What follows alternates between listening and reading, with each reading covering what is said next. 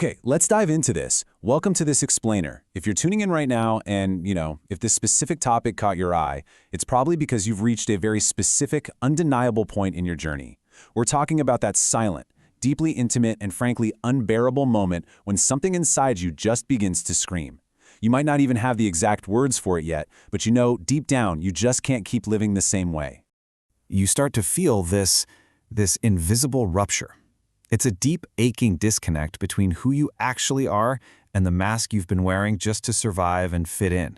And it's this feeling that basically forces you to look in the mirror and ask a profound, absolutely unavoidable question. Am I actually living, or am I just existing? The pioneering psychologist Carl Gustav Jung hit the nail on the head when he said, "The unlived life is a disease from which one can die." He recognized that an automated existence, one that's completely shaped by everyone else's expectations and those worn-out social roles we play, it silently murders the soul day after day. You're going through the motions, right? But inside, you are absolutely starving. Let's trace how this builds up, because it literally never happens overnight. The soul's scream escalates in stages. It usually kicks off with a subtle discomfort, and that can last for months. But if you ignore it, that morphs into years of emotional exhaustion. And finally, you hit the point of despair and collapse right now. But here's the thing, and let me be super clear about this. This escalation isn't a personal failure. It's not an illness. It's actually your own consciousness trying to emerge. Your psyche is cranking up the volume because its whispers were totally ignored. Section 1. The masks we wear, the persona. To really understand why this collapse happens, we have to talk about what Jung called the persona. It's that protective mask we build to survive, to please our parents, and to fit seamlessly into society. But it sets up a pretty dangerous trap. On one side, you've got the false normal. The system rewards your obedience with these cheap distractions, binging Netflix, chasing social media likes, cashing a steady paycheck. Sure, you get safety and social approval, but the price? Absolute emotional anesthesia. You basically become a statistical cog in a giant machine. On the flip side is the authentic life. Now this requires facing the unknown, which, let's be honest, is terrifying. But it's the only thing that grants you true freedom, spontaneity, and a real connection with your inner voice. So the crucial point is what happens when your mind resists leaving that false normal. Your ego fights back hard, and your unconscious responds with actual symptoms. We're talking anxiety, insomnia, apathy, sudden anger, just deep confusion. Society loves to tell us these are defects, right? Things you need to fix immediately with a pill or maybe a quick vacation. But actually, scratch that. They aren't defects at all. They are the path itself, intentionally forcing the collapse of your old, inauthentic structure. Section 2. The call to individuation, a deep awakening. And this brings us right to Jung's framework for what is actually happening to you, the call to individuation. Let's break this down clearly. Individuation is this incredible psychic process where the soul simply refuses to keep living under false masks. It kicks off a deep awakening to integrate the hidden, messy, or entirely repressed parts of the self. Meaning, your crisis isn't a breakdown at all. It's a necessary, deeply powerful shedding of the persona you've been wearing for years. Just let this sit for a second. You are not broken. You do not need to be fixed. And you definitely don't need to find a way to go back to sleep. You are waking up. Bearing the massive weight of this lie, feeling all this suffering and dissociation, it's actually a sign of immense strength and maturity. Honestly, only a truly mature soul has the courage to confront its own emptiness like this. You are ready. Your unconscious knows that your ego has finally reached its absolute limit. That shell that protected you for so long has basically become a prison, and you are finally ready to listen to the truth. Section 3. Synchronicity and Symbols. Guidance Unveiled.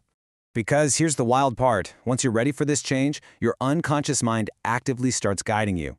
Have you ever noticed how certain things appear exactly when you need them? Jung called this synchronicity. It's these meaningful coincidences where your outer reality directly mirrors your inner transformation.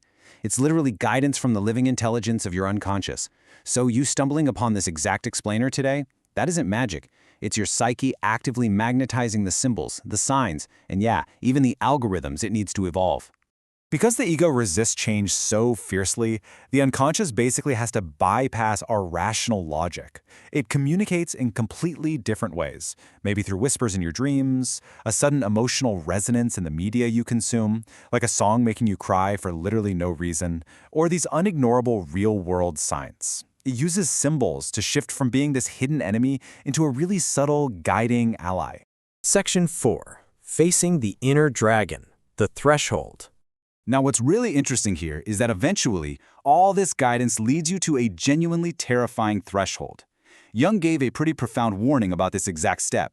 He said, the encounter with oneself is, at first, the encounter with one's own shadow. See, before you can find the absolute freedom of your true self, you have to confront the grief, the fear, and the deeply buried traumas that you have spent years desperately avoiding. And the dragon standing at this threshold? Oh, it will lie to you. Its lies scream that you're crazy, that you're going to fail, that you will lose absolutely everything. The ego fears the symbolic death more than anything else in the world.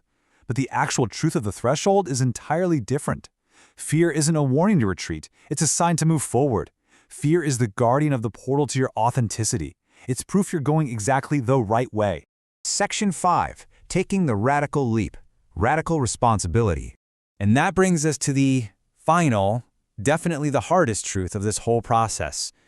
No one is coming to save you. It's a stark, heavy truth. No guru, no perfectly timed partner, no brilliant self-help book, and no magical external force is going to reach down and pull you out of the hole you're in right now. You have to embrace radical responsibility. You are the adult now. This path simply cannot be lived by proxy. And remember, the system we live in literally profits from your passivity. It wants you sitting around waiting for permission. But the healing? That depends entirely on you. You have to stop outsourcing your freedom. You have to stop waiting for someone else to tap you on the shoulder and say, it's okay to leave that draining job or to completely start over. And this brilliantly illustrates the core truth of this entire journey. Real life begins exactly where you fear to tread the most. True presence, deep authenticity, and actual lasting meaning, they only exist on the other side of your greatest fears. That fear is the invisible line separating the false normal from the life you actually came here to live. So, we end with this. A question only you can answer. Are you going to continue to drag yourself through a life that makes you sick? A life that demands you put on a mask every single day? Or will you make the conscious choice to cross the fear and start to truly live?